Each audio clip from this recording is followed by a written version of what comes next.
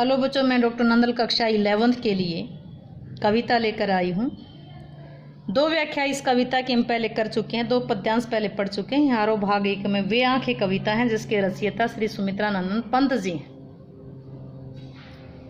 आओ पहले पद्यांश की रीडिंग लेते हैं। बिका दिया घर द्वार, बिका दिया घर द्वार, महाजन ने न ब्याज की कोड़ी छोड़ी।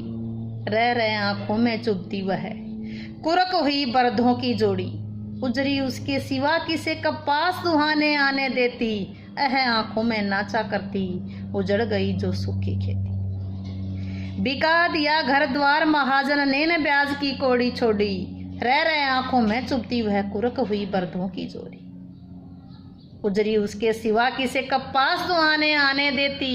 आंखों में नाचा करती, उजड़ गई जो सूखी खेती। बड़ी ही दर्दनाक कविता है। बिका दिया, बिकवा दिया। घर द्वार, जो किसान के पास मकान था वो भी बिकवा दिया। महाजन, जिससे ब्याज पर रुपए लेता था किसान, उसने, जो ग्रामीण पहले महाजन का मतलब यहाँ बनिया समझो, बनियों से उधार लेते थे किसान या बड़े जमींदारों से लेते थे, उसने ब्याज की एक कौड़ी तक नहीं छोड़ी। रह रहे आंखों में चुभती वह, कुरक हुई बरधों की जोड़ी। यहाँ इस पंक्ति में महाजन ने ब्याज की कौड़ी छोड़ी, या किसान की उस स्थिति का वर्णन किया गया। किसान अनपढ़ था, बनिए के पास जाकर के पैसा उधार लेता था। बनिया एक ही बात को 2 तरह से लिख देता था, पैसा भी वसूलता था डबल, ब्याज भी वसूलता था। किसान कर्ज के बोझ के तले दब करके रह जाता था, कभी उभर ही नहीं पाता।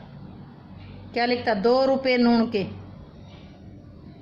हाँ लेके गया था भाई, 2 रुपये नून के लेके गया था। 2 रुपये का नून, 2 रुपये नून के नमक के, अब 2 रुपये नमक, 2 रुपये नून के, 2 रुपये का नमक। एक बात को 2 बार घुमा करके उसका अंगूठा टिकवा लेते थे। अनपढ़ थे, वही कर्ज पूरी जिंदगी नहीं उतर पाता था। रही सही सुविधाएं कम होने के कारण बीज था वो लाने के लिए कर्ज लिया। जमीन थी, जमींदारों से माल बटाई में ली, पैसे में ली, वो भी कर्जा देना था। पूरे साल मेहनत करता और जब कुछ नहीं बचता, अंत में जो कुछ बचता, जो फसल उगती थी, निकलती थी, जो फसल तैयार होकर जो पैदावार होती थी, उसे जमींदार अपने कर्ज के रूप में अपने पास रख लेता था। बेचारे की मेहनत भी पूरे साल की, यानी कि पेट गुजारा भी ढंग से नहीं चलता था। वो इस कविता में दिखाया गया है।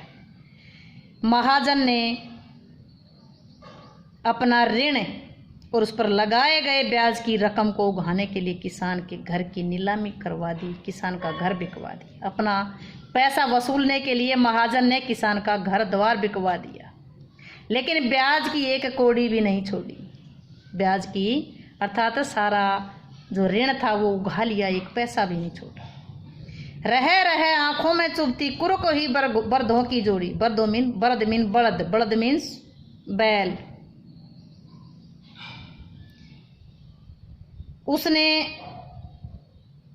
किसान की जीविका का गुजारा चलाने के लिए उसके पास एक सुंदर बैलों की जोड़ी थी, उसे भी नीलाम करवा दिया। ये बात किसान की आंखों में रह कर चुभती है। किसान देखता रह गया, कुछ भी नहीं कर पाया। उस बैलों की जोड़ी को याद करके उसके हृदय में एक वेदना उत्पन्न होती है। उजरी उसके सिवा किसे कपास दुहाने आने देती। किसान के पास एक गाय थी, सफ़ेद गाय, जिससे किसान बहुत लगाव रखता था। गाय भी किसान से प्यार करती थी। वह किसान के अतिरिक्त किसी को अपने पास दूध निकालने के लिए आने, किसी को फटकने नहीं देती थी, दुहाने दूध निकालने के लिए नहीं आने देती थी। आज भी किसान उस उजरी गाय को याद करता है। उसके प्रति उसके मन में स्नेह उमड़ पड़ता है। किसके प्रति? गाय के प्रति। किसान का वो सुख का संसार उजड़ गई, वो सुख की खेती, वो सुख का संसार उजड़ गया, किंतु उसे अपने उस सुखी जीवन की याद बराबर आती है। उसकी आंखों में वो याद, आंखों में उसका वो दृश्य नाचा करता है, बराबर याद आता है। उसे याद करके उसके हृदय में एक पीड़ा उभर करके रह जाती है। व्याख्या समझ आई? काव्य सौंदर्य देखिएगा, महाजनों के अत्याचारों से के नीचे पिसते किसान का मार्मिक चित्रण किया गया है, जो महाजनों का ब्याज नहीं उतार पाते। किसान का घर, बैल, गाय, जो उसकी ज़िंदगी की मूल संपत्ति थी, वो सब बेकार चली गई, वो सब महाजन ने हथिया ली। आँखों में चुभना, आँखों में नाचना मुहावरे आए हैं। अनुप्रास, पुनरोक्ति, प्रकाश, स्वर, मैत्री, अलंकार आए हैं। कुरक और बर्दों, यहाँ लोकल भाषा का प्रयोग हुआ है। कुरक नीलाम होना और बर्दों मीन्स बैल, यहाँ लोकल भाषा का प्रयोग हुआ है। तो भाषा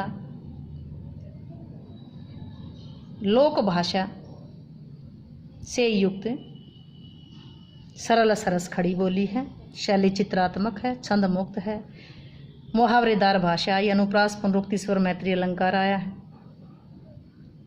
करुणा रस, माधुर्य गुण, दृश्य विमुरा विदा शब्द शक्ति है। उम्मीद है कि व्याख्या क्लियर हुई होगी। व्याख्या क्लियर हुई हो तो वीडियो को लाइक करें, शेयर करें, चैनल को सब्सक्राइब करना ना भूलें।